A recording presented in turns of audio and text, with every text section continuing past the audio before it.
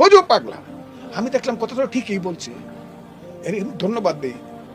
হ্যাঁ, মুফতি আমির হামজা, মৌলানা আজহারি, তাদেরকে ধন্যবাদ। আমাকে ফজু পাগলা বলছে। আমি মনে মনে চিন্তা করি, আরে ফজু পাগলাই তো যথেষ্ট জিনিস। কারণ বাংলাদেশে কত মসজিদ আছে, কিন্তু একটা সামান্য সাধারণ ধরনের মসজিদ কিশোরগঞ্জ, যেটার নাম হলো পাগলা মসজিদ। সেই পাগলা মসজিদে মানুষ যত সম্পদ দেয়, পাগলা মসজিদের যত সম্পদ আছে, এই সম্পদ তো বায়তুল মোকাররমের নয়। কাজে পাগলা তো সাংঘাতিক ব্যাপার। হ্যাঁ, কিশোরগঞ্জের পাগলা মসজিদ আর কিশোরগঞ্জের ফজু পাগলা, ঠিক আছে। পাগলা তো সাংঘাতিক একটা উপাধি আমাকে দিচ্ছে। আমি এটা চিন্তা করে বাইর করছি যে আমাকে পাগলা বললো কেন এইসব এই মৌলানা নামদারি লোকেরাও।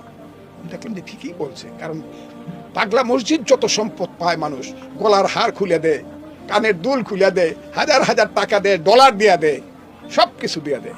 কাজে মানুষ আমাকে সব কিছু দিয়া দেয়। খুব ভালো হয়েছে, এটা কিন্তু ভালোভাবে আপনি প্রচার করবেন, ফজু পাগলা।